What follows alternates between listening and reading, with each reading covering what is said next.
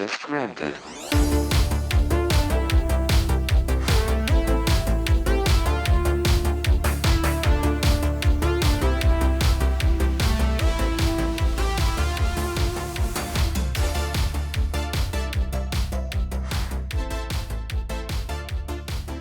Ladies and gentlemen, here we are, Hobby House Podcast, episode 9. We are with Dave Shelvey of ShelveyStudios. Go ahead and introduce yourself, buddy. Yeah, sure. So I am Dave Shelvey from ShelveyStudios. That's just a name that I kind of started when I was in Afghanistan to kind of start doing the whole social media thing with the Warhammer side of things. So, and now I'm here, looking forward to having a long, interesting chat. Let's do it. Awesome. Okay, so as I've done with previous, Ask the Artist things in the past, I've had kind of a series of generic questions, and then I have a few specific ones. I also have some of the pictures that you've sent me kind of slated. I'd like to bring them in. We could talk about them a little bit. Sure. And then from there, just kind of flow through the questions, see what feels right. If you have questions for me, let's bring it in there. I think the main goal is for this to be a chill chat time and just really kind of riff back and forth. So let me go ahead and start off with the first question. It's kind of a generic one, but I think it's really important. Is what drew you to the hobby? Sure. So I've always been a bit of a, I don't know, geek. Is that the word you're looking for? Sure. Always into cartoons as a kid, big Power Ranger fan. I'm still a Power Ranger fan now. Not the new stuff. It's mainly the old stuff. Yeah. And I've got a few collectibles here and there. Always into art. Did very well at art school. And then never heard of Warhammer. My dad did some modeling, the Airfix stuff as a kid, and he had a few kits around the house. And I remember spilling a few paints on a new table and got my ass kicked for that. But I've always had a kind of that side of the modeling kind of side, always had an interest. And then I remember about 99, 2000-ish, I was in a news agents.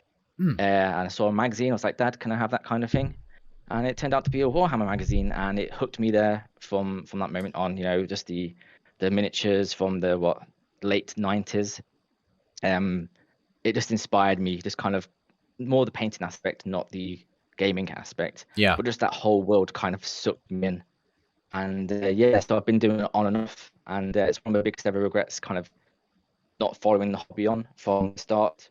So obviously I've been in and out of it throughout the years, really, but that was the main thing that drew me, that first White Dwarf. And I've still got it. It's up in the loft. It was the one with the Inquisitor on the front. Okay. When they did I think it's like 75, 72 mil figures back in the days.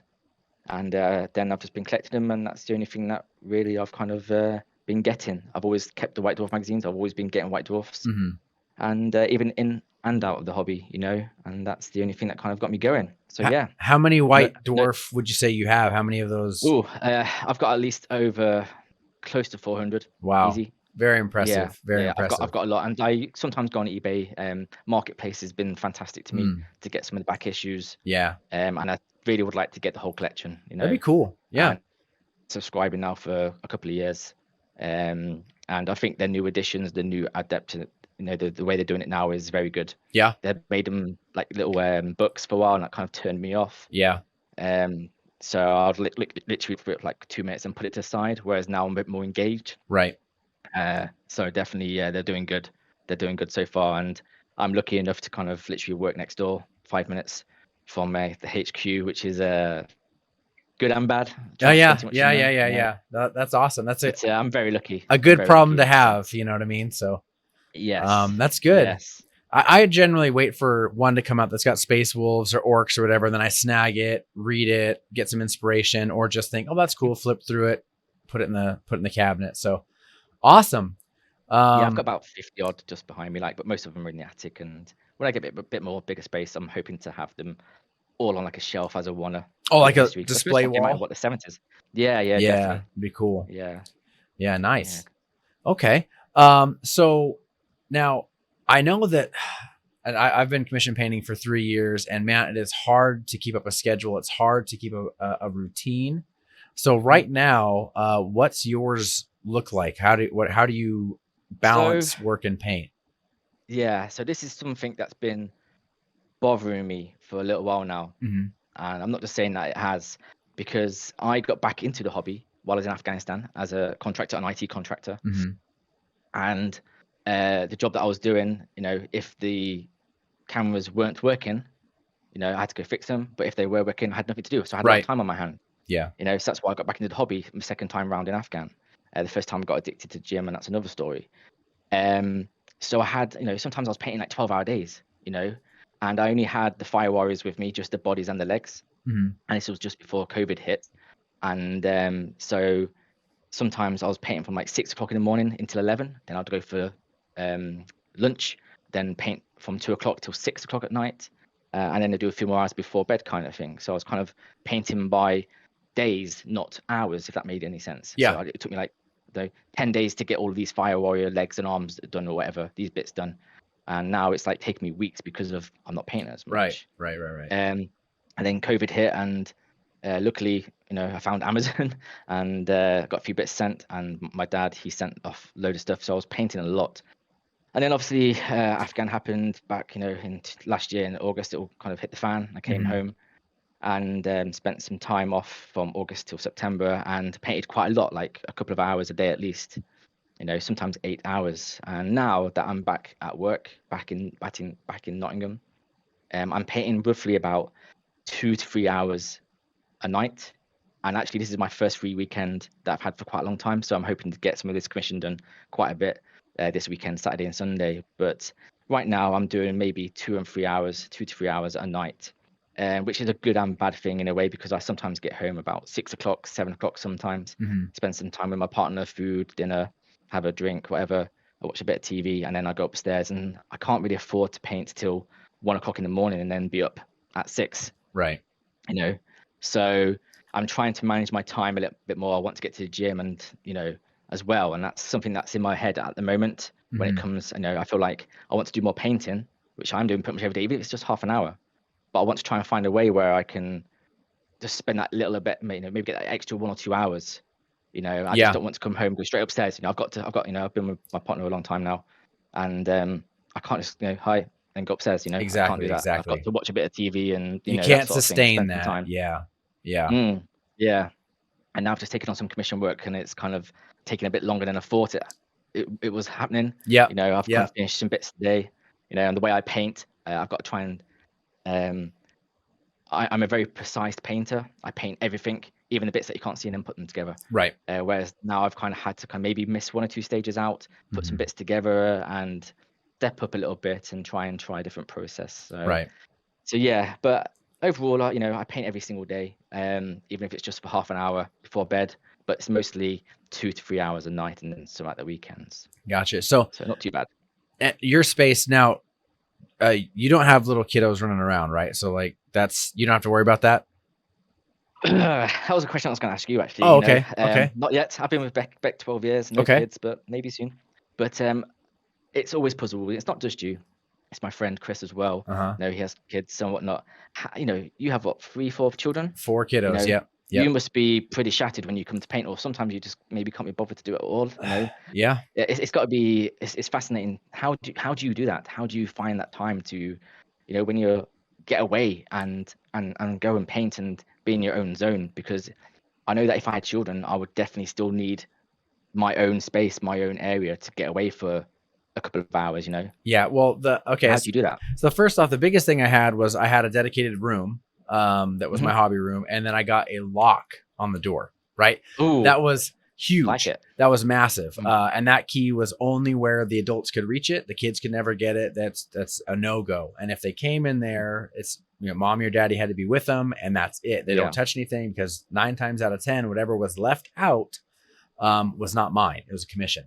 So not needing to put everything away and lock it up every single time was huge. Being able to have a space where I could just, okay, cool, leave it out for the day, because maybe I couldn't get back to it a day or two. I had to take some time off, or, kids are up late. That just happens. But not needing to put everything away every single time was a massive time saver. And then having, like, I use cabinets. These are actually cabinets that I have for my home studio that I brought to our main studio. Having cabinets with baby locks, so that even if the kids came in, they weren't able to get to access everything. There's nothing worse than your kids coming in and trashing your stuff and then leaving. Yeah. It wasn't me. I didn't do it. Okay. Well, so, yeah, so, that's something I'm very thankful now. I have my own space, which is yeah. really good. So being able to like actually prioritize your time, like I only have an hour. I don't want to spend the first 20 minutes getting all my crap out. And then I don't want to spend the last 20 minutes putting everything away, because now I only have 20 minutes of productivity. But you know, you just got to kind of find the balance, and every single kid adds a new layer. Every single sport that they're in, every church event, everything else adds new complexity. And unfortunately, you know, for me, that meant a lot of my personal time was that sacrificial bubble. But now I actually have the ability to work on it here. I have the ability to work on it. I've always stayed up late Friday nights because Saturday was kind of a free day. So being able to stay up crazy late, I kind of like don't put pressure on the family during the week, but Friday night, okay, cool. It's 10 o'clock. It's 10:30. Good night, kids. I love you. And I'm up until like 5 o'clock in the morning, you know? So that's for me, like at the weekend, you know, it's like tomorrow, you know, I usually up maybe about 7 o'clock, and I'll paint till 11 and then go into town, go out with the missus for a little while, and then paint a little bit at night as well. Yeah. And you know, she's a TA teacher, so so she just likes to relax and you know, and not do too much at the weekends. So that definitely helps. You know, we spend our time together, and then I can go away. You know, and I'm thankful that I've got a good setup. I can just come to my desk. Whereas in Afghan, you know, dust was a big problem. So I kind of had my miniatures under like you've got a picture of it I sent to you. Like a, I don't know, like a tub to protect it from the dust. Even with the windows closed, you'll still get dust coming through the vents, the air conditioning. You know, even cleaning them out, you know, you'll get thick layers of dust. And you know, I was forever cleaning my desk, being, you know, trying to be protective. And luckily now I don't have that problem. You know, I dust once a week my room, and I can leave my miniatures out, knowing that just, you know, it's not covered in sand or dust. So I'm very thankful that I've got my own space now. 100%, it helps a lot. And going back a little bit, something else that kind of helps too is you already have some kind of a schedule, a routine, something with your partner, right? She understands it's important to you. She understands. I mean, right now with your commission, that's an avenue to bring in more money. You can look at that as second job, as work, right? Whereas for me, being, you know, when I started painting, I was going to school online. I was going through management courses at my last job. I started a company, the painting company. We had a baby all at the same time. And so it was chaos. It was absolute chaos. I tried everything all at once on top of an already very busy schedule. So it was like we had to figure out what worked as we're doing it. Whereas you guys already have some semblance of, you know, sure, you might have to tweak a little bit here or there, but at least she understands this is a very integral part of who you are. It's not like a new thing you're randomly trying at like a midlife crisis thing. That's kind of how it was for me. You know?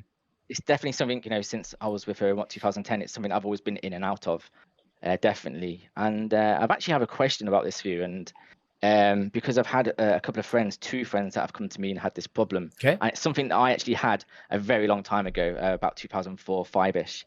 And the question really is like, what advice would you give to people that has a partner, you know, that is not very fond of the hobby? You know, why are you painting those little men? You know, why are you doing that? And I think that's one of the reasons why I stepped down from Warhammer, you know, a very long time ago. Right. Because I had that, you know, and it's something that I kind of wish that I never did. You know, I just kind of kept at it. But what advice would you say to people that, you know, they want to spend, you know, maybe an hour a night away from the world, you know, listen to music while they're painting, the Warhammer stuff and kind of things? What advice would you give to somebody that has that kind of, is in that kind of situation? Well, and I'm speaking from experience here. It took a while because obviously if you already have a pretty packed schedule, trying to make space for something when someone else doesn't quite see it the same way you do is difficult sometimes to kind of work around that. I think the important thing, the thing that helped me, and I watched tons of YouTube videos on how to make it okay or whatever, but eventually it boils down to having a honest discussion with them and saying like, this actually really helps me. This is more of a therapeutic thing. This is essentially like, especially if there's someone has a thing that they really enjoy. Like try to equate it to something you really enjoy. You really enjoy shopping. You really enjoy going to see your mom. You really enjoy hanging out with your friends. You enjoy sitting on the couch doing nothing, looking at Instagram reels all night long, right? You find the thing that you find common ground and say, this is my X. So the thing you really enjoy doing for whatever reason, that's for me. Right. And then, but I would approach it from like let's take little steps. Don't try taking on a massive, 2,000 point army commission right off the get go. Like, hey, I want to get my 5 guys done and I'm going to give myself a month to do it slowly. And having that consistency is going to show them too, that it's not a fling, that it's not this thing that doesn't mean anything. Having a consistent, like, okay, all of my responsibilities are done. Okay, we've had meaningful time together. Now I'd like a little bit of time to go do this thing that I really enjoy. And as long as the priority is never hobby over family, hobby over necessities, needs around the house, that definitely shortens the time of weirdness. You know what I mean? And I think that maybe the money side as well, because obviously getting into the hobby as a newbie, that's, and the prices are skyrocketing at the moment. If you're telling your partner you're going to be spending what, I don't know, £3 just on one little, 12 mil pot of paint, that soon adds up, just for 10 paints, it's like 30-40 odd pound or whatever it is, and a miniature, just 10 box of men is like 30-40 pound, that's quite a big chunk of money, especially if you have children, and you've got these bills to pay, and they may turn around and say, look, we have to prioritize here. You can't just go spending all this money on little paints and men kind of thing to paint.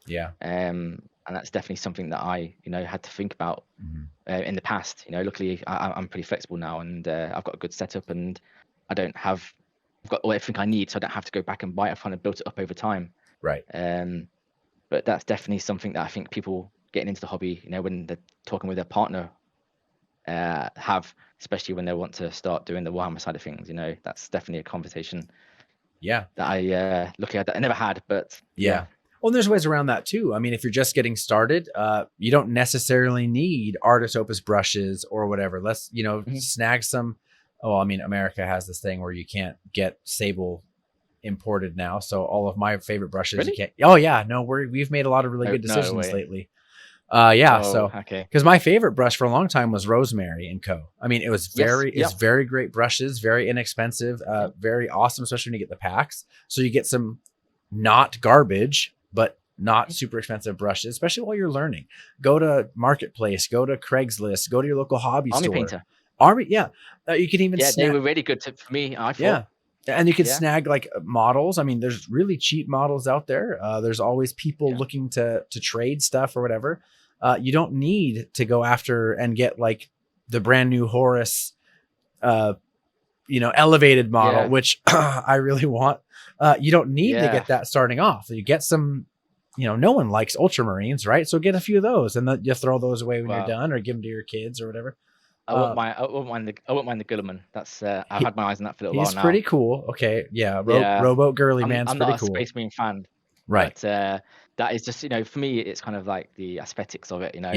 Him standing on the marble and kind of pointing his sword, and you got the bearers in the background, and I'd love to try and tackle that. But it's expensive. It's what, 80-90 quid or something like that. So I don't know if that is in dollars, but I have probably at least. I have a Lehman Russ. It's like the Forge World one with the 2 wolves. He's assembled, magnetized, so I can use either the player base or the display base. But it's like, it's not even been primed yet, because I'm nowhere near what I want to do to him. So, but that's some way that you can kind of meet in the middle, and with your significant other is, hey, I'm going to go ahead and get maybe not necessarily GW paints. Let's look at Army Painter paints. Let's look at kind of even what Reaper Bones. They had some model paints that weren't that bad.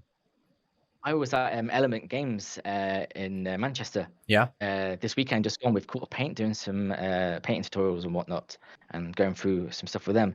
And I never been to Element Games' actual shop before, and there was tons of paint there that I've never even heard of before. Really? I think like one was like War Cry. I can't remember the names off the top of my Okay. head, but I was very surprised. You got your basics, you got your scale 75, you got your your Citadel, your Villa Hero and whatnot. But there was loads of other brands there, which I was very shocked at how many actual brands there actually was. Yeah. It's a very impressive shop as well. I'd recommend anyone to go. Absolutely. Sweet. Yeah, we don't have The anything amount like of that here. Yeah, the amount of tools, equipment there was just unreal. The only shop that I've ever been to without any prices though. Really? So you don't know how much it cost until yes, I was very surprised by that. And you don't actually know how much it costs until you go to the till. So I think that may be like a I don't know, a technique that they try and get you to just, oh, I'll put it in my basket and then pay for it. Then it comes to like 500 quid. You're like, oh, great, I've got to pay for it now. I gotta put all this back. No, I'll just get it. Yeah, Oh yeah. well. Awesome. Okay, so I got another question for you. So and we'll kind of look at some of your pictures here. Sure. But while I'm bringing these in, if you can kind of tell me what pushes you to improve your skills, because I will say that even your earlier stuff is really good, especially not like it's beginner stuff, but yeah, but the stuff you have now is, I mean, markedly significantly better. So what would you say, while I bring these in here, what would you say drives you to get better? So you may be able to tell from the beginning that I did with the Tau Army back in the days, about 2002, 6ish, something like that. I've always tend to gone big. A lot of infantry, a lot of tanks, as you'll see on some of the pictures. And lots of tanks. Yeah, a lot of tanks. Yeah. So this is like the first ever Tau Army that I ever did. Tau 2006. Yep. Yeah, and my biggest ever regret is getting, it hurts me to see those pictures a little bit because I sold those for quite a lot of money before I joined the army, and I really, if anyone has them out there, please tell me. I really regret getting rid of those. I really do. Sorry, so what was the question again? What draws me in? Yeah, what pushes you to improve? Like what? Because I mean, looking here, I mean, even in 2006, you have you're following the lines. You're very crisp. But looking at the newer stuff, I mean, that's a huge change. What about either the hobby or about yourself makes it to where you really want to push yourself?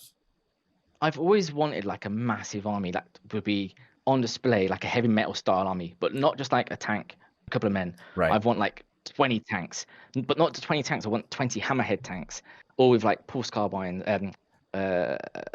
iron cannons, and then another 20 with rail guns, and another 20 with so and so, and another 20 and so and so. And to have like a big table full of like Titans, the Taunars, and like not just one manta. I want like 5 mantas, and that's kind of what really pushed me. Those big army, and repeat painting. I'm a very good at painting on repeat. So I'll paint something, maybe take me 4 hours, then I'll do the same thing again for 4 hours. Whereas now I've kind of stepped back a little bit. I've already got quite a large Tau army currently that's on display, and I've had to put some of it away because I've got not a lot of space, display space. But now I've kind of taken a step back and done a couple of miniatures where, okay, this is going to be like a timed miniature paint. To spend 3-4 hours on this, and then just as to get away from the big project that I'm doing now, if that makes any sense. Yeah. And that's the reason why I went to Court of Paint at the weekend, spend some time with them on blending, trying to improve my game. Whereas Tau, you don't really tend to do much blending with camo. You don't tend to do much blending. Right. Whereas now I want to try and have a go at Imperial Fist. I'd love to have an Imperial Fist army. It's on the cards, definitely. I've got a few bits behind me ready to go. But I want to try and, when I go to GW and I see those fine, beautiful blends, that fine, beautiful, like rust and whatnot, and it puzzles me in how they've done that. So now I want to, and also I really want to try and have a go at doing busts. I saw one at the weekend, and it was phenomenal, absolutely phenomenal. It was like the Wolverine, and it was done by one of the Court of Paint guys, and it just puzzled me just looking at it. Like how is that brown going in with the yellow? How's it all fitting in there? And he's been painting a very long time. Andy Wardle, I think his name was. And, oh wow, yeah, like some phenomenal stuff. And I would love to be at that scale, and I think I maybe would be if I hadn't kind of stopped coming back and going in out of the hobby. I may have been up, maybe not at that level, but at a good high level. Right. You know, when you're looking at my Tomb Kings there, that's another army that Mhm. I went big. That was my second ever army, and yeah, it hurts me again to say I got rid of it. I sold it all, you know, Well, and I really regret getting rid of well, that. and it sucks because it was discontinued, right? I mean, so like it's like the double stab, because not Mm, only was it awesome and it was like it's I mean not to pour salt on your wound there, yeah. but you know, that adds a whole other thing about to that process, or to the feeling is that Mm. you can't just now go back and get these guys. You can't. I like your desk, by the way. That's a cool little desk. My desk. Yeah. In the picture, Yeah. I like the. Oh right. Oh, that desk. Jesus Christ. Yeah.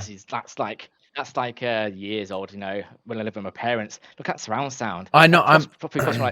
That probably cost me like £600. Not even worth a tenner these days. Oh, You know what I mean? absolutely. And then your Yeah. driving essentials book down below. That's. Yeah, you know what? I didn't even drive probably until I joined the army. You know what I mean?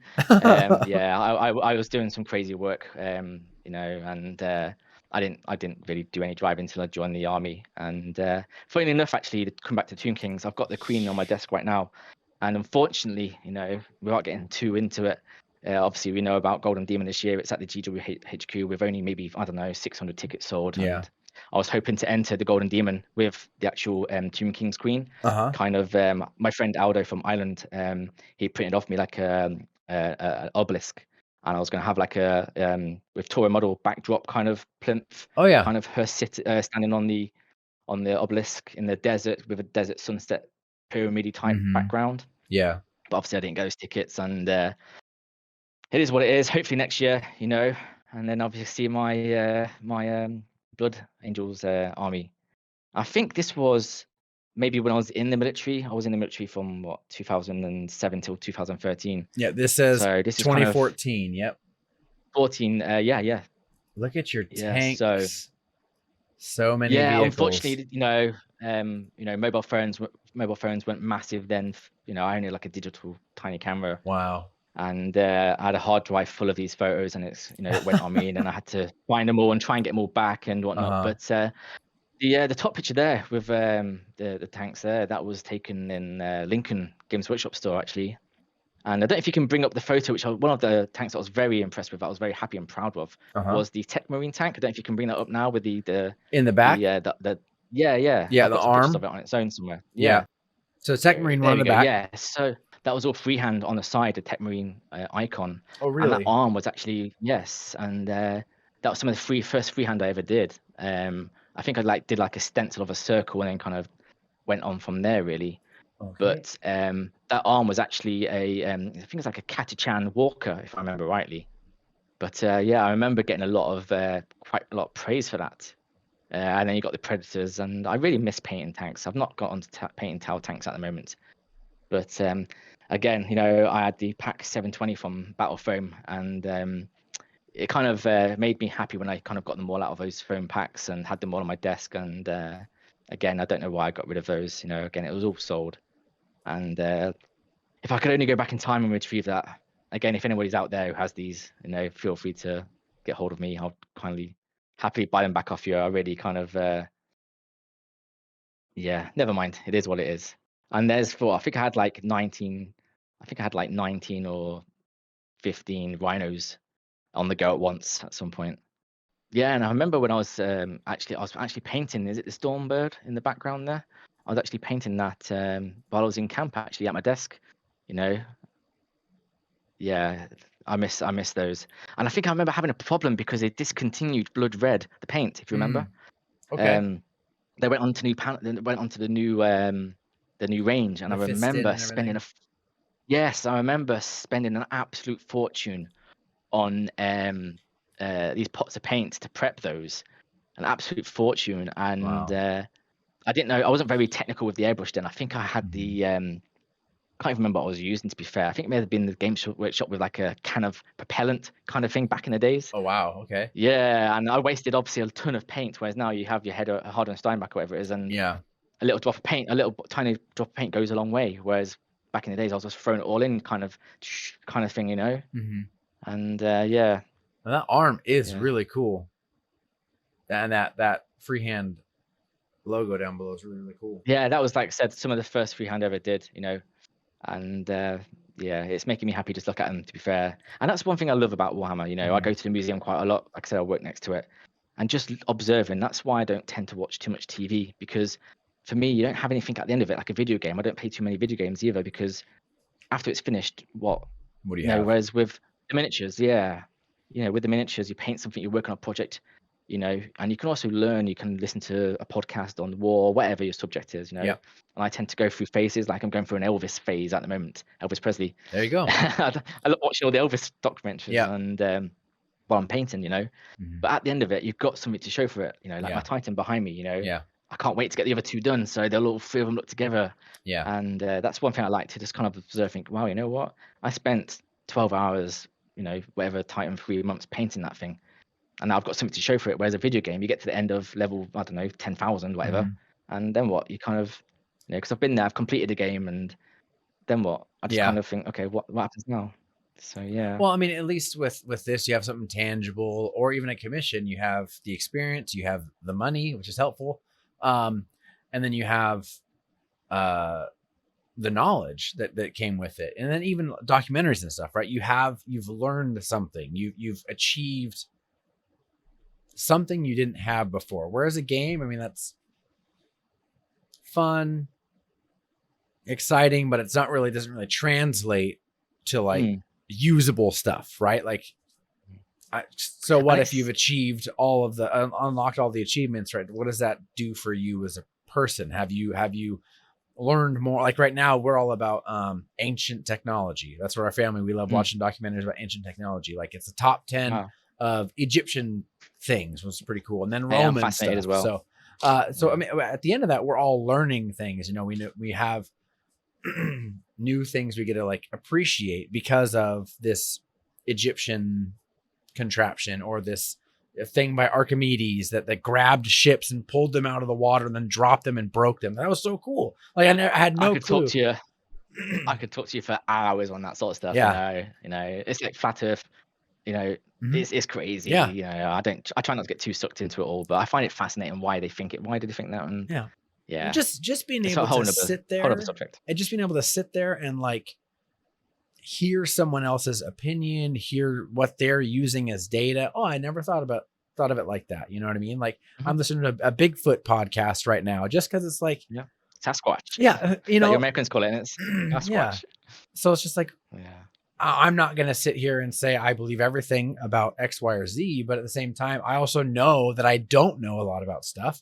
And so at least being able to listen to what this person says about something and having that knowledge. Why are we talking about Bigfoot again? Oh, we're talking about documentaries and things. Okay. Because you have something either tangible or knowledge at the end of it that you're able to move forward, and you as a person have grown. You've added something else to your your achievements. Yeah, and when I paint, I've always got something that I'm listening to. I definitely do go through phases. Like I went through a whole Bob Lazar phase, Area 51, that sort of stuff, and then like Mount Everest phase. I went for like 3 weeks just listening about documentaries on Mount Everest, and and it's not just that, it's music as well.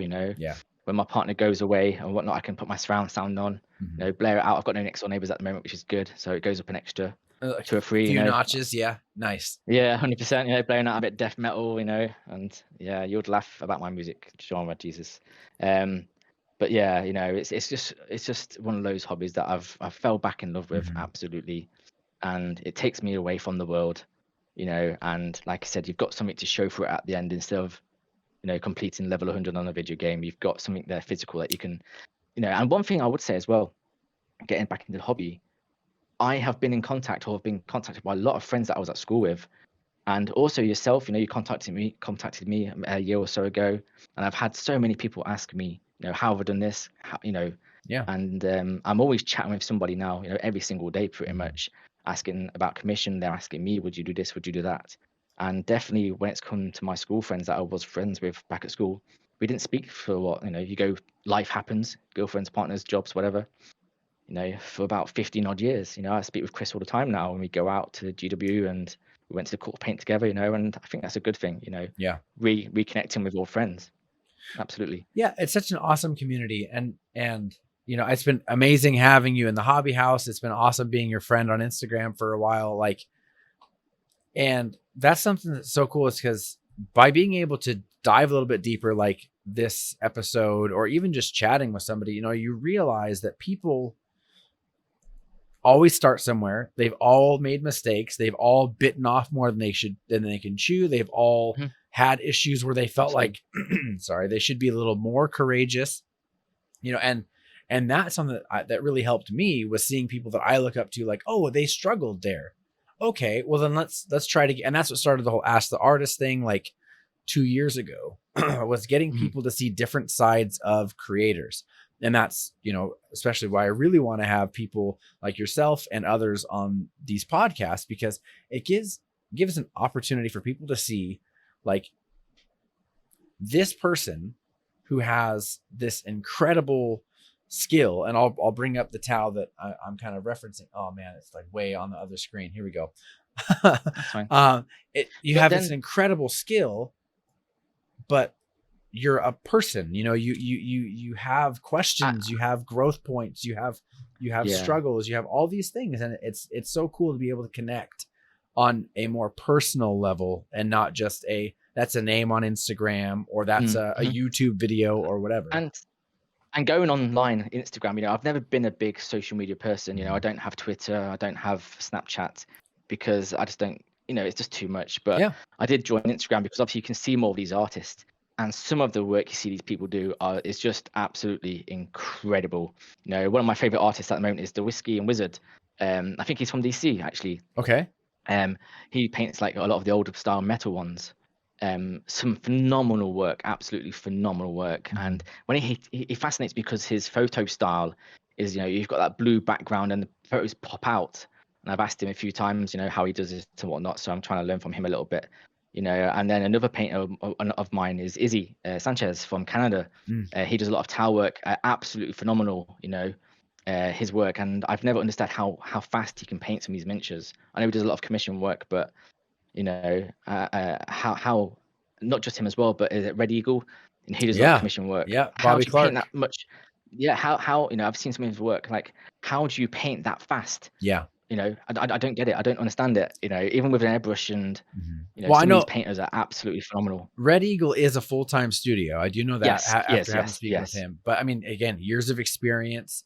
And when if you know his story, like he lost his job, and he's like, well, I have this thing, so I'm gonna like make it my full time. And then because he had to, but he has done amazing work. He's so fast. You're spot on there. He's so fast. His Harlequins are yeah. I know. Yeah. It's funny because one of the commissions I have now, they actually keep sending me reference photos from Red Eagle. Okay, his work. Yeah, and like, I like this, and then like, but why is he getting his done so much faster? I'm like, because he's Red Eagle Studio. I mean, he's Bobby Clark. He's not some dude who gets to paint, you know, once every few hours, every couple of days. Like, that's his job.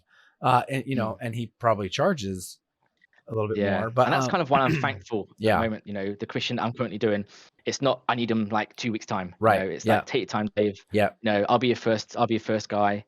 And so I'm pretty thankful that, so I've got no time pressure, you know. Yeah. Even though I've been doing some of his work every night, I've got no time pressure. Right. And I think that's definitely helped me to start off with. Yeah. You know, whereas some people have that time pressure, and it can be a little bit much depending on what your job is. If you're doing a full-time job, you know, and then coming home and painting, then I don't think having a time on those to get finished is necessarily a good thing. Right. You know, whereas it is hard. I don't have that at the moment. Yeah.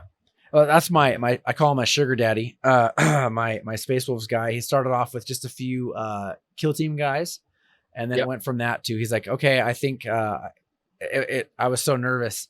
And it's funny because looking back, I definitely shouldn't have been like saying I'm ready to paint commission, because you know what I mean? Because I wasn't, and I still don't actually realistically think I am now. But anyway, so he's like, I think our trial time is done. And I'm like, oh no, I just lost the commission. Cause you know, I painted probably 20 guys for him. I was like, crap, you know, I just lost the commission. That's nice. And then he's like, here, and sends me a battle scribe list of 2,000 points. Well, that 2,000 points has basically become, I think last time we checked, we're sitting at 15,000 points of 40K. And then he just gave me the whole Horus Heresy box plus several more vehicles for 30K. It's a lot of work. It's a lot of work. I've been painting basically for this guy for the past 3 years, and I gotta sprinkle in someone else's stuff. That's a good thing, you know, if you have your clients that come back to you, that's really what you want, you know. And I probably shouldn't say this, but I had a guy come to me yesterday only who wanted me to do a 5K army for like £500. You know what I mean? That's, you know, Jesus. Yeah, it'll probably take me, I don't know how many months to do, you know what I mean? I'm not doing that for 500 quid. Not a chance. No. And he said, you know, I said, good luck to him. You know, I'm more than happy to help anybody. Come to me if you need help. I'm more than happy to help anybody. But that is like, I think you'll struggle to ask anybody to do that for you, absolutely. Well, because I mean, you're looking in there, and I think this is kind of something we want to talk about anyway, but we're looking at the triangle, right? It's either good, fast, or cheap. You can't have all three. You can't have it good, fast, and cheap. You got to pick your two most important things. So if you want it good and fast, it's not going to be cheap.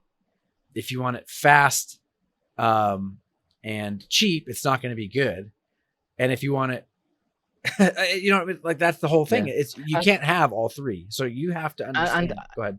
Yeah, I'm trying to understand that now a little bit. My friend Kevin Wolfer from Germany, from I Paint That For You, I find his skill set quite interesting because he does different levels, like level 1, level 2, level 3, level 4. Yeah. And I've been asking him a few times, like, you know, he paints some phenomenal stuff. His work is fantastic. But how do you know, like, for me, I would struggle to differentiate between a level 1 job and a level 2 job, a level 3 job. You know what I mean? Where for me, I don't know how to do that. You know, I don't know how would you do that. It would be messing with my mind a little bit, if that makes any sense, because I would want this miniature or miniatures or army to be at a high standard. Yeah. And well, that's, you know, that's it comes down to you. It comes down to you. Now, one of the guys in our Discord, Pixel Brush, that's a discussion we had about 8 to 10 months ago. And eventually he came to like, well, I'm going to paint to my standard, my one single standard. And my pay does not scale, right? I don't have different pay scales to attract different people. This is my standard. This is the amount of time it takes. And that's totally fine. If you know what you're worth, and if you know how long things take you, and if you know, like, in order to get a ShelveyStudios original, in order to get a Pixel Brush or whatever, you're going to have to pay X. It's going to take this long, but it's going to come out at this quality. There's nothing wrong with that, right? You don't have to have different scales. For some people who have the ability to be like, okay, well, you want these now, you know, they basically are altering that triangle for their customer. Yeah, right. He's another guy, Pixel Brush. You know, I think he's just done the Lizard Men. I saw, and they're phenomenal. You know, absolutely. Yeah, like one day I'll be that good. He's so fast. The thing about Pixel is, and again, he joined. He's like, I kind of want to maybe do commissions one day, but I'm not sure. And then now he's way better than years. I mean, years for me, I'd probably get maybe there. And he's crazy fast. I mean, he's so fast at what he does, and he knocks them out. It's incredible, and it's so awesome to see. And because he has that confidence now, because he's like, okay, I found my groove, I found my worth, and he's getting, you know, customers left, right, and center. And so it's so cool to see that, and knowing that we kind of helped that, knowing that the Hobby House kind of helped that. That's why it's here. That's why this, you know, we're starting this podcast. That's why the Hobby House is here, because if someone can just find that little nugget of confidence to take that step forward, and then you're going to be amazed. I think people are going to be amazed if they just have that little confidence, that little boost forward to try, you know, and that's what I'm kind of doing, you know, starting slow, one commission, see how it goes. If he comes back to me, perfect, you know. And I've not done any advertisement. I've not said, I'm ready now. I'm doing commission paint. I've done none of that. Right. You know, I try and post every Friday if I can, even if it's just something, you know, that I'm working on, whatever. Yeah. At least then I'm giving something out, you know. Right. But like I said, I'm a slow painter, and you know, I'm looking forward to seeing what happens in the future, definitely. But right now, I want to definitely try and experiment with some different miniatures, different techniques. Try and go out my comfort zone. Definitely a lot. You know, last 2 months, been trying to do different things and go out my comfort zone, learn techniques, and we'll see where it goes to. Yeah, and that's one thing about the commission painting, like solely, that's really hard, especially when you have big commissions, is it's hard to push yourself. It's hard because once you found the recipe, once you have to maintain that, you have to be consistent. You can't step outside of the box, right? And so for doing that, that's really crippled my growth because I've always said yes. I've always taken on commissions, and it's one or two different people who keep coming back, you know. And they're very gracious. They're very understanding. I've had amazing customers.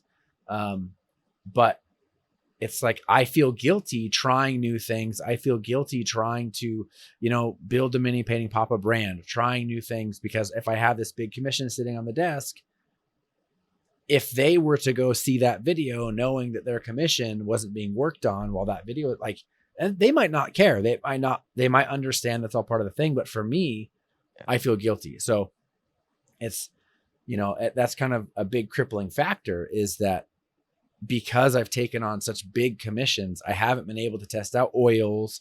I haven't been able to try out a lot of blending, and because even if I want to do a lot of weathering or battle damage or extreme diorama or bases, if the customer says no, well, I got to do what the customer is paying me to do. You know, they want crisp, clean, like they're fresh off the factory. Well, that's what they're going to get.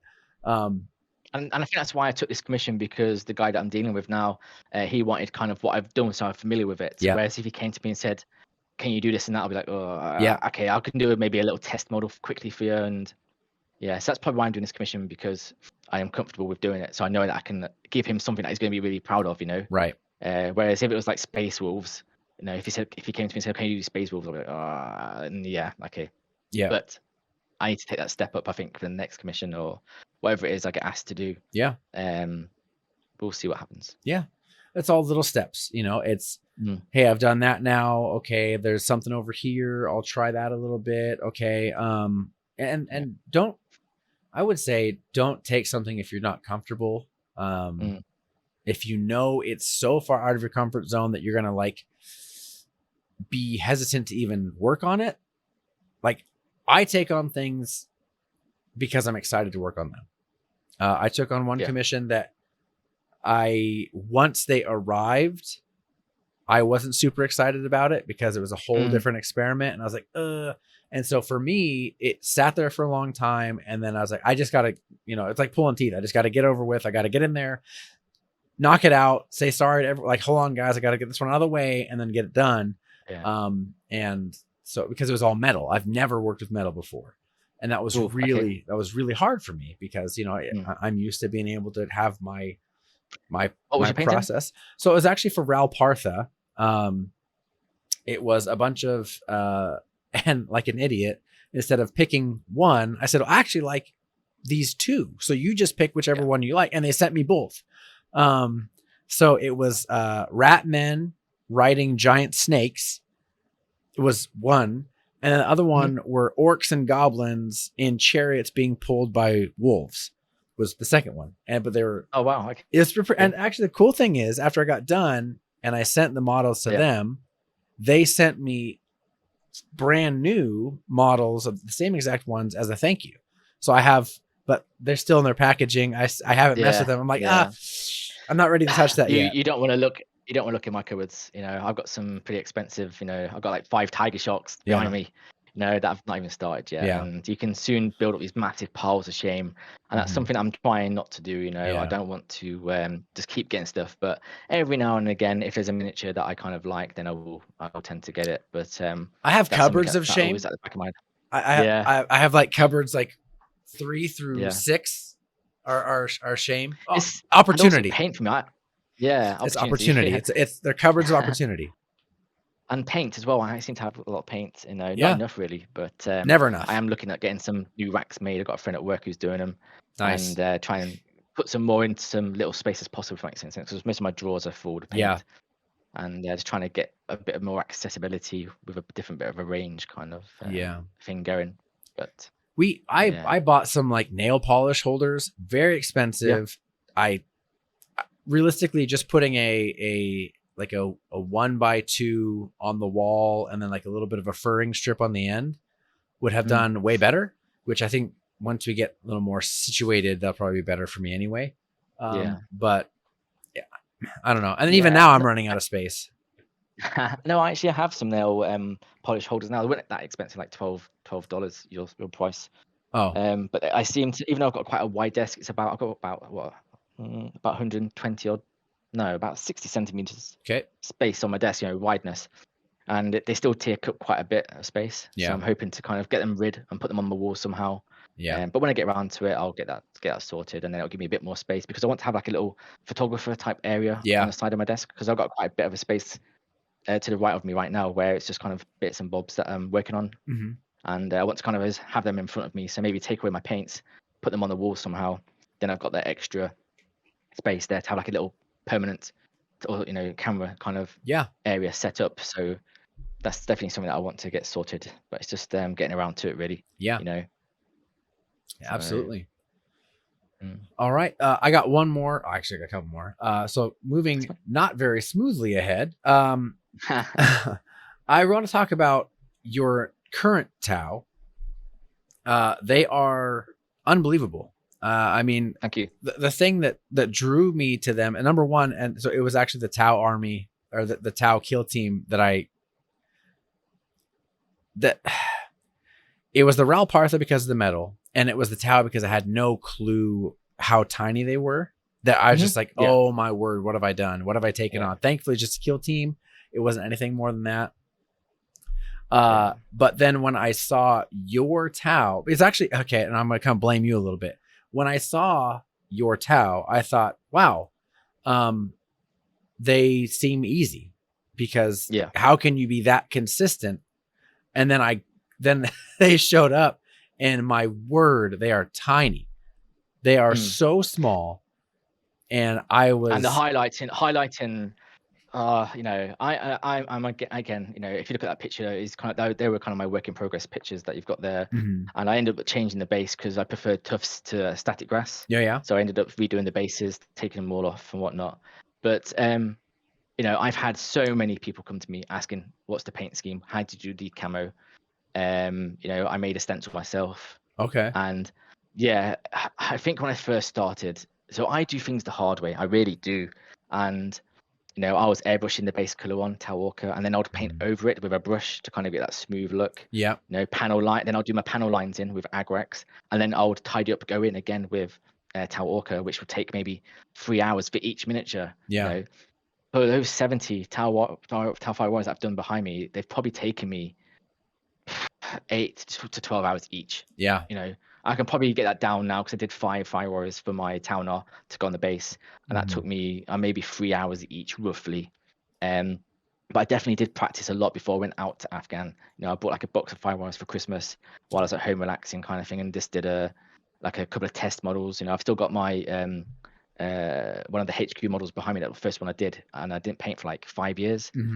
And then I did them again while I was overseas, and it came out I'm really happy with it, But it's definitely something that I'm proud of, when you get them all on the table as they are. I've done 240 pulse carbines. I think that took me about 5 months to do.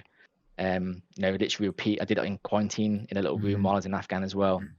And like I said, I paint piece by piece by piece. And something that's always puzzled me, maybe going off subject a little bit here, but I did some drones, and did some like test camo, and I remember posting it, and it went through the roof. I couldn't believe it. I posted it maybe at like 10 o'clock at night while I was back in the UK. Like it was rubbish. It was like a little test camo pattern, and it went crazy. People were going crazy. How'd you do that? Blah blah blah. And it was rubbish. It was just a test, kind of what do people think, kind of thing.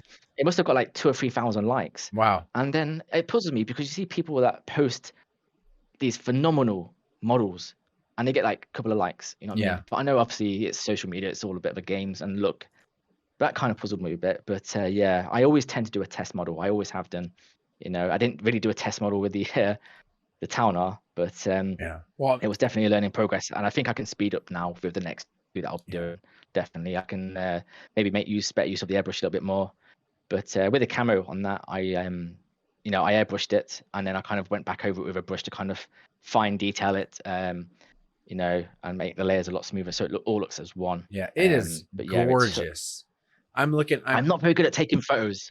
Well, I really want to try and get some professional photos of that. Well, I gotta say, when I free, it looks. I mean, good. It looks really like, at least of the pictures I'm seeing, you sent, there's so much Mhm. depth. Like you actually done a pretty good job of drawing the attention to what I feel your focus was, but it also, Mhm. because of things being a little out of focus, it shows depth and adds drama to the photo, and I think it looks incredible. And dude, I mean, that's nuts. That's insane. It I took mean, me a long time, and like I said, I've got 2 more to do. This one, I think this one was from Aldo, my Irish friend, and I wanted kind of the pose to be simple for this one, like yeah, the kind of like at the back of the battlefield yeah, with a few fire warriors, whereas my other two, like one standing on like a busted container, and I'm gonna have some like XV-88s kind of jumping down kind of yeah. thing, and some sniper drones and a More sniper. dynamic. That's kind of yes, yeah. Yeah, Whereas this one, I just wanted to be a bit simple, but the highlighting alone just took me days, and I think if I'm honest with you, it towards the end, doing all the kind of the markings, because most of it is freehand, the markings, yeah, it did kind of I won't say wind me down, but there were definitely days towards the end where I was like, just push for it, just push yeah. for it. Just go. Yeah, get something done. Yeah. Yeah, But I remember like having the you know, all of my pulse carbines for the drones, 240 of them, all kind of laid out, and they looked like for like I don't know how to say, but phenomenal. I was really proud of it. yeah, And then when I started doing the actual drone drones with the camo, and then yeah. adding in the what do you call it, the glows, having them all Mhm. to there, like all 120 of them, Yeah, I thought, yeah, and just putting them together at the end as well, yeah, was like it was very satisfying. 1, 2, 3, but watching all these units build up, yeah.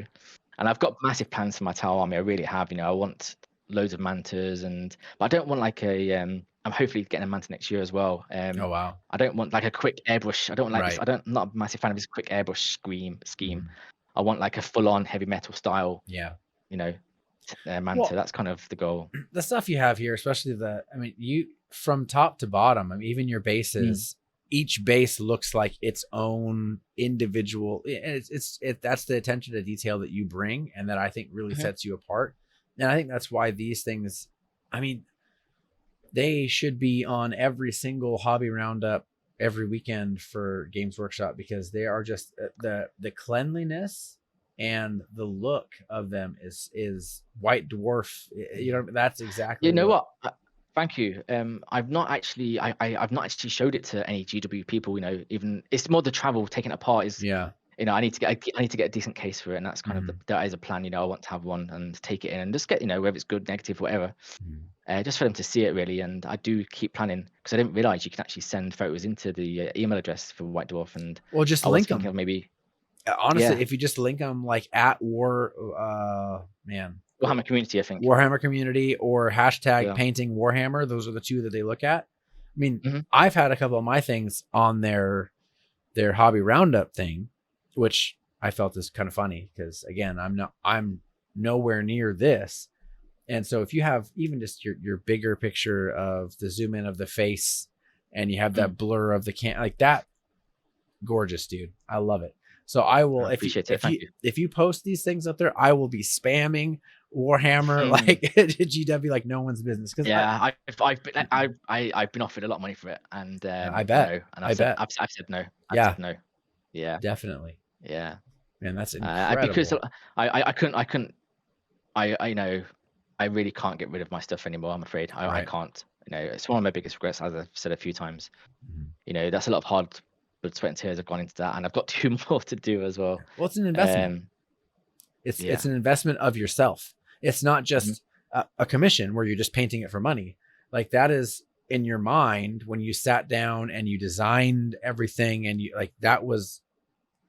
I'm assuming that's exactly how you wanted it to come out, because it looks impeccable. It So looks perfect. yeah, so with that, I wanted, my army is the kind of the old school camo, and that's kind of what I was aiming for, Yeah. really. I think the next one's going to have a bit more red on it, but yeah, that was kind of the main aim, to go for the old style camo, and I think I've definitely achieved it. It's definitely one of those models where, before I go to bed, I have a little look at it and think, wow, I've done a pretty good job there, Dave. You've done well. Yeah. Not looking forward to painting the other two, Yeah, but we'll exactly. see. You just want to be Yeah, done. You just want to be like at the point yeah, where you're putting it and in the thing. Yeah, and more so, quite challenged was actually painting it as well. Yeah. I actually had a friend, Ollie, from Brighton, actually tell me to use a drill chuck, and I've actually brought a few of them. Just a standard drill chuck, Huh. and it's quite Yeah. weighty, So I had some pins from the legs go into there, Uh-huh. and you could put it on the table then, and it's not falling over, you're Right. not bumping into Nice. it, you know. And it's all kind of metal rods going through it as well to, because there's nothing worse, and I've seen it before, and I've seen a few incidents now, on Instagram where people's models are falling apart, and I used JB Weld for that. That's a proper strong stuff, and also drilled, and put rods in it. So Yeah. it's all kind of like it comes apart in like two parts. But if you're gonna spend X amount of money on a Thunderhook, for example, Yeah. and you're just doing it with super glue, You're asking you're for taking it. it to these tournaments. Yeah, Yeah. definitely. And and there's been two that I've seen on Instagram now, and I think where people have done hard work and something's happened to their Mhm. miniatures, and I think, oh, that's a little bit not good. I remember seeing some guy had a shelf collapse. Had all of Ooh. yeah, that was that would have killed me. That would have destroyed my soul. Yeah. And I think some guy got hit by a car or motorbike while he was going to a tournament. And then, he's had his side bag with his army in it, and it got hit. He got hit, and it all got destroyed. And Man. so that's kind of maybe why I'm a little bit protective of taking these to shows, and Yeah. maybe. But if I get some sort of case for it that's sturdy enough, I'll definitely take it out. Yeah. Definitely. That incredible, man. I every time I Mm. see it, I'm at a loss for words, because especially having held the little guys in the hand, like, Yeah. So are you unaided, or do you have like a magnifying nope, glass? nope, nope, nothing. I've Wow. been told, not by one optician, but by about 4 or 5, that I've got the eyes of an eagle. Wow. It sounds stupid, but I've never had that problem. Well, and probably the Practice, hands of a surgeon.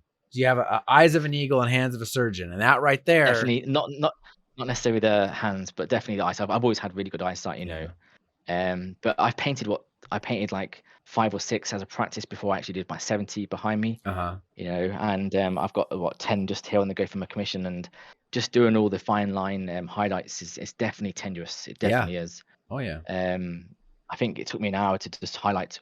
That's one stage. I do two highlight stages. Mhm. It took me like an hour just to do one highlight stage, for one figure. And once you start to get those highlights on it, it starts to kind of bring the model together. If Yeah. that makes any sense, Yeah.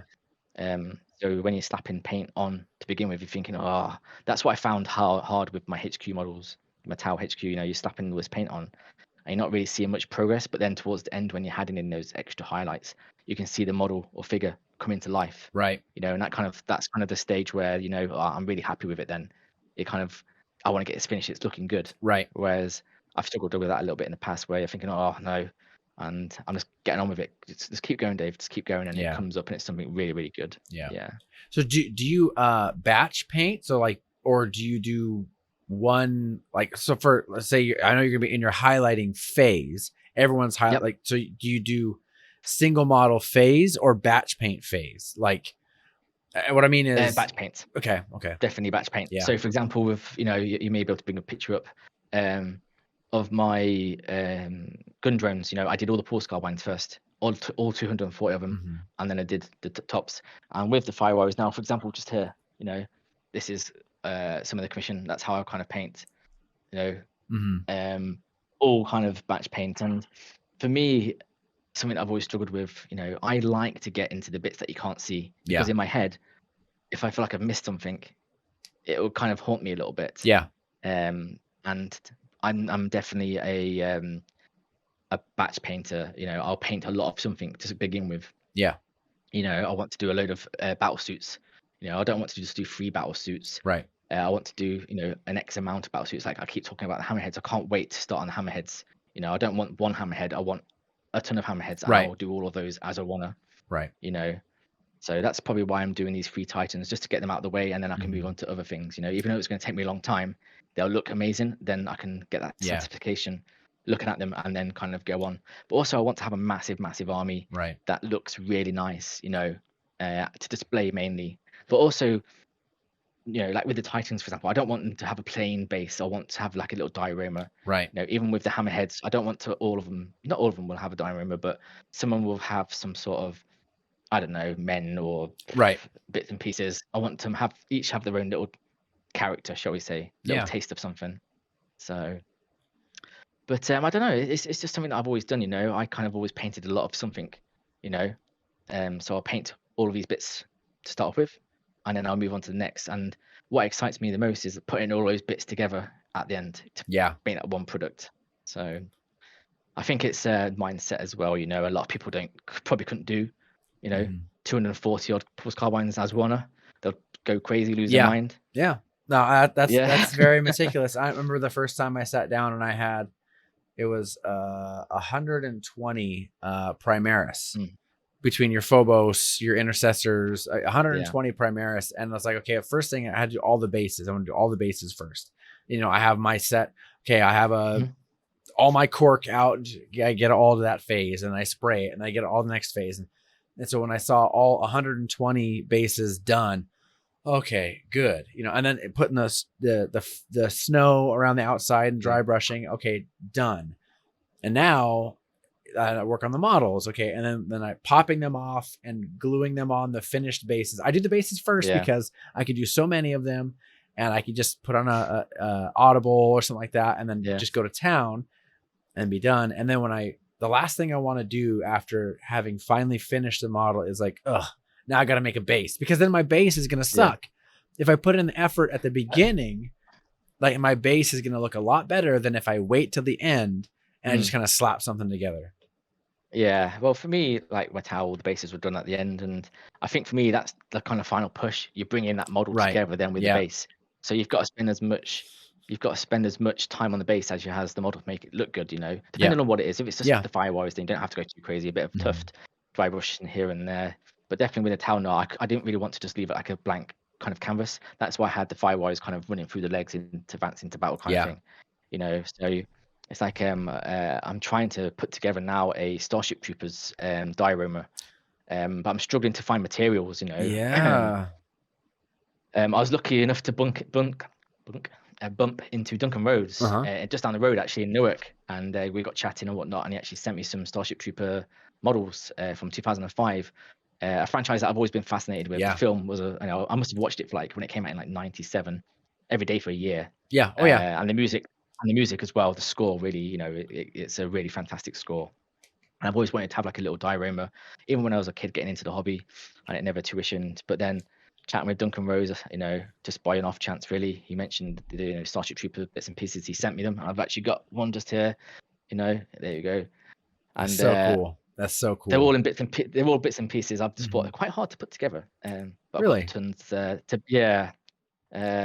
they like Necron difficulty? No, let's not go there with Necrons. Okay. Jesus Christ. Let's not go there. I hate Necrons. I hate them so much. And I'll tell you why, and we'll get onto that in a second. Okay, good. Yeah, I even have some Necron pictures too. So yeah, because with the Starship Troopers, I'm trying to build a little bit of the Whiskey Outpost, and have some of the I can't think of the bad guy names now, the arachnids kind of attacking the base kind of thing. That's the whole, and luckily I've got a friend in Australia who's printed off who sent me some 3D files of the actual base itself, or parts of the base. Oh, cool. And I've got them behind me now. But for me, I'm struggling to find like tubing, mesh, card that instead of just whisking it and going on eBay 2 mil, I want to actually hold it. I want to actually feel it. Yeah. And look at it, and I'm struggling to find a shop where it has all those materials in. Right. But yeah, coming on to Necron things, I've got a friend, Chris, really good painter, massive Chaos fan, and he was bugging me to try and get a game in with him. And I just thought of an army that I could really, paint really fast. Try and go down a different, instead of being a precise painter, try and do something like really, really quick, 5 minutes on a model. That's it. Right. Dave, you've got 5 minutes. You want it done, and that's kind of why I picked Necrons. But Jesus Christ, putting them together, the arms, you'd have to wait for like 10 minutes.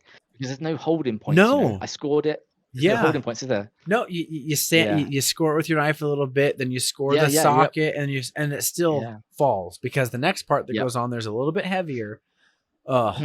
Yeah, Man, but I they're actually got a lot, considering those only took me a lot, maybe about a week to do, maybe like an hour each night sort of thing. I tried to do some glow in the dark effects on that. It didn't really turn out too the well. OS. I But I was actually gonna took say the those OSL looks great. I think just the to airbrush OSL, really, and yeah. green's my favorite color, and I just thought just try and do it. It's the touch. Whereas my towel, I don't like to handle them. Whereas Mhm. these, I knew that it was just literally washes, dry brushes, and that's it Yeah. really, and a bit of glow. I tried glow in the dark paint as well. We didn't really turn out too good Mhm. with the glow in the dark paint. But I took them to GW, and some guy approached me and said, "These are phenomenal. The green glow is phenomenal." And I literally, I literally just took me 5 minutes. Yeah. And they did the crystals, and yeah, I was really happy with how they Mhm. turned out, shall we say. And then obviously you can see the high elf from 1993, I Is that believe, Blood on Bowl? GW. Yes, it is. Yeah. I was lucky enough to kind of get those before they kind of stopped making them, Mhm. and I think it was just the aesthetics of the color, and I thought Yeah. I'd try something else. Mhm. I tried to blend in the white with the blue, and then Yeah. I struggled a little bit with there, but I just wanted to get away from towel for a little bit, and I thought Right. I'll do something different. They look awesome on my shelf. I'm really happy with them. Well, You so know, vibrant. um, Very, very vibrant. yes, Yeah. yeah, and I've now added a bit of yellow to the base, like a Okay. yellowish dry brush, just to kind of make it pop a little bit Yeah. more. Yeah. And that's something that kind of was always puzzled me a little bit. Do you go back to miniatures after they've been sat on the shelf for a year? Is that something that you do? If Well, it's if there's something that you think, oh, I could maybe do, like with my towel, the arm pads, I just painted the black where mhm. they have the insignia, the towel symbol. And I Yeah. think I'm gonna go back in and just add a little bit of a dry brush just to kind of make that black a little bit pop. But Pop it out a is little that something bit. that you do? Go back to miniatures after you've been sat on the shelf for a year? Well, I don't really have very many miniatures on the shelf Mhm. because it's mostly Okay. commission. I had one. It was Bjorn, the fell-handed. I had him, and I was really happy with him. Took me 14 hours, and for me, at starting out, that was a long time. I could spend probably 4 or 5 times that now. Um, Mhm. I thought he was awesome. I thought it was great. And then I ruined it with a clear coat because I used a garbage clear coat, and it Ooh. basically sucked up all the dust. And then I looked at it about a year later, and I thought, man, like chunky paint lines, not straight. Like, so for me, I just like, okay, I set it there. I buy another one, and I paint it Yeah. while that one's in the background, and I'm like, okay, I got to do way better, and I compare them. So I Yeah. I haven't really touched anything. I know my buddy, I Mhm. painted a Blood Angels um, Smash Chaplain, right, the one with the Mhm. jetpack and everything. And then Yeah. about a year later, I was like, I need him back. I need to make some adjustments and tweaks. I gave it back to him. It was way better, just because I had grown quite a bit. But no, I mean now if I get anything done, it's generally slapped into a box and sent out. I'm working on some Yeah. I had. orcs, and I'm hoping to get a lot more orcs. I'm actually working on a lot of the Mezgike line. Uh, Mhm. those are probably my favorite orcs that are out there right now, and so I Yeah. I've print always them wanted to off. do a killer can. Yeah, I'd love to do a killer can. Yeah. Yeah. yeah, Like a diorama kind yeah, of thing. yeah. It's definitely on the cards. So I've done two separate custom armies for myself. I love kit bashing. I think it's my favorite thing actually is building the models. Painting, I'm realizing more and more that it's not my favorite. Kit Mhm. bashing is my favorite. So I have a custom Space Wolves chapter, and then I have a custom Orcs clan, but I'm also having it to where they are the mortal enemies of each other. And so on all of my orc stuff, I have some of this extra wolfy bits that they've taken as trophies. And on all of my Space Wolf stuff, I have these orc Mhm. bits they've taken as trophies. And so my goal is to have kind of two displays on my display shelf, and it'd be like, wait a second, aren't those the parts from those guys? And then aren't those, so that's my vision. So but yeah, it's gonna take some time to get there. But Yeah, wow. And it's like with the two other ones that you see there, the two yeah, vampire leaders. yep, That was just a little test for me to see if I could paint a miniature within like a day. yeah, And I think it took me about 4 hours each. Not perfect, but at a good tabletop standard. And yeah, I think they're from Bad Squiddo Games. They do some pretty good stuff. yeah. And I actually really enjoyed painting those two, and I'll be definitely picking up some more stuff from them in the future. Good. Absolutely. Just something different. Try a bit of blending, a bit of kind of. One thing I do struggle with is, and I want to try and do this, not do this as much, but box art, try and pick my own paint schemes. Sometimes I need a picture to kind of start getting something started. Whereas in the future, I definitely want to try and just kind of put the box art away. Here's a model in front of me, where it's a space marine or whatever, and just start doing my own thing. Yeah. Well, like, But, and I think that comes down to finding your recipe. What's your orange recipe? What's your blue recipe? I can tell just by scrolling through Instagram, even if I don't see the name. Hey, that's a brush stroke. That's the painting coach. That's oh man, what's his Sam Lenz. There's another one we had. Man, he's in our Discord. Hot, vibrant pink and blues always. Man, what's his name? I'll think a little bit. Like, I can tell whose colors these are because that's their recipe, right? And that's kind of what I want. I want to get to a point where I have my style, my feel, my recipe. But doing painting for other people, it's hard to get that. It's hard to. But I think you get practice. Yeah. That's the thing. You can practice. Yep. And that's kind of why I've probably taken on commission painting. Yeah. Slow and steady, just to kind of get more practicing and know that it's not going to be for me, but I've still got to do a good job to give them that final product. And that's why I've stepped down from Tau just for a little bit, just to kind of try new things. Absolutely. So, new volumes, new things. You got to worry about faces. You got to worry about like if it's chaos, spikes, and gore, and all that kind of like. I like taking on extra stuff because it does push you. And busts is something that I really, really want to do. There's one of my favorite models. I don't know who created it, but it's like these women that are insects. Okay. I can't remember who it was now, but those models are phenomenal. The paint job on those is phenomenal. It's like a wasp that's a half a lady. Then you've got like a grasshopper that's like a half lady. And the paint jobs are phenomenal. And one day I'll get that good. But I think it's just kind of taking that nervous step. You've got to just go for it. And if it's like a metal model, it's not too bad. My Unchi behind me took me 3 or 4 attempts. Had to go with it. I don't like that, but at least it was metal, so I could restart again. Shall we say? You can get the paint off. Right. Whereas with plastic, it's a little bit difficult. But I'm thankful. At the end of the day, I'm thankful that I'm back in the hobby. Yeah, absolutely. It's kind of been a long time coming, shall we say? I've always kind of been in and out. But I'm glad that I'm back in it. Yeah, absolutely. I'm very lucky to work just 5 minutes down the road from the HQ as well. And you can talk with all sorts of people there. About the hobby, and it's kind of my scene at the moment. And we'll see what happens in the future with Shelvey Studio. I am looking at maybe changing the name because Shelvey Studio was just something that I started up just quickly to get online, shall we say? Yep. I've got a charity event planned. I was going to hopefully do it this year, but my IT equipment in my room is not the best. And I wanted to do a 5-day stream, like a charity event stream. So hopefully next year that will happen, where I'm painting for like crazy amount of hours with hardly any sleep for 5 days. That's something that I'll promote towards the end, if that happens, hopefully next year. Just try and do things that people haven't done, And I've started on with the YouTube a little bit. I dabbled. I made like 3 videos so far with my Talnar, which have done pretty well. I'm yet to make the painting video, but I will get around to it. And and you see all these YouTubers, they start from the beginning and now they're pretty big stars. Have their own offices. Kind of made it full time. And just at the moment I can't do that. I just dabble in a little bit. And it's good that I'm chatting with you, getting ideas from you backwards and forwards, and hopefully I can get there at some point. That's the goal, really. It's going to be a long goal, but you've got to start somewhere, and I kind of really regret that I didn't start years ago, but I'm here now. Well, and that's important too, realizing that just because you stepped away, just because you got out of it. I mean, I know you were in the military. That's why you got rid of a lot of your stuff, is because you just wanted that to be like a clean break and start. And but just because that happened, that doesn't mean you can't get back into it. It doesn't mean you can't be successful. I mean, and you're proving that although you don't have all that stuff with you, and I know that hurts a little bit.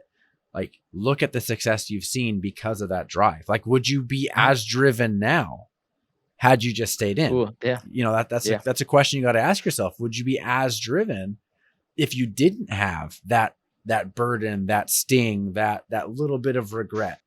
and I know for me, like I always wanted to, but I was kind of like, oh, I didn't even like models growing up. I just wanted to play the game. And then one day I just kind of like bought a box because I had a pretty well paying job, and I got a box, and that's how I oozed into the hobby. Whereas, I mean, someone like you've had a history with it. You've had a lot ups and downs. And so that's why, and you can see the trajectories are a little bit different. Mine is definitely a lot more laid back. A lot of things happen to take priority over this hobby, and that definitely impacts my outreach, definitely impacts my abilities. Whereas you, I mean, you have hunger, you have drive, and that's definitely pushing you, I mean, so far beyond just being surface level. And I would say like one thing that kind of hits home to me a little bit, seeing my dad get back into the hobby. Yeah. You know what I mean? So as a kid, he was big into the airfix and stuff, and then obviously I came along, and when I left the military, he kind of took my room over, and he's doing his scale model stuff. And seeing him win competitions, and that's kind of how it all started with the social media thing. I started posting some of his stuff on because I didn't really have anything apart from my old pictures. So it's how it kind of all started, and I did try.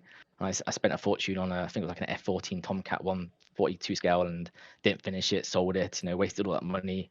But he seems to have gone a bit crazy with my old room at my family's house, and so we get to have that conversation. It kind of makes us a bond a little bit, kind of thing. And I went with him at the Mountain Keynes show a little while ago, and it was good to see all the modelers out there, and just seeing my dad, win a few competitions here and there, kind of makes me happy. You know what I mean? Seeing that he's kind of, I think he's in a bit of a rut at the moment. He's kind of lost his mojo a bit, but some of the work that he's done is really good. And I've seen his progress. I think he started off doing the magazines where you pay monthly for like a bit. Oh yeah. It cost like $1,000 or whatever it is at the end of it. That's kind of where he got the mojo back, into the hobby, and it's kind of taken over my old room. But it's really good to kind of see and talk with someone, that's close to the family, that's into the hobby or the modeling side of things. Right. It's really good. It makes me happy. Yeah. Well, and that's and something too that I think this is going all the way back to one of your first questions about how do you convince someone, or how do you show them that it's important to you, is things like that, where there's something, especially with creative people, there's something that is just so crucial to be able to express yourself, or to get away, or to dive into something that's not politics, a job, or whatever. Like the ability to get in there and actually pour yourself into something is so far beyond just playing with plastic dudes, right? And seeing your dad get back into the thing that he had to give up, or he had to step away from when you came along, because, and I might step on someone's toe here, but if it comes between your children and your hobby, your children have to come first. And so and by him doing that, by him making that choice, by him making that decision and putting himself second, that was a worthy sacrifice. But now that that's no longer required and he's able to get back into it, that is so fulfilling. And that is something that, as a kid, that's, my dad did the same thing as a kid, that seeing your father put himself beneath you, to then finally be able to invest in himself again, like that's huge. And a part of me is kind of thinking, I can't wait. I'm for and against children, but you know what I mean? But if I have a child, then I would love to teach them how to paint, teach them how to game, and see them, kind of grow up. And I think for young children as well, getting into hobby, it helps them socialize, helps them become more confident.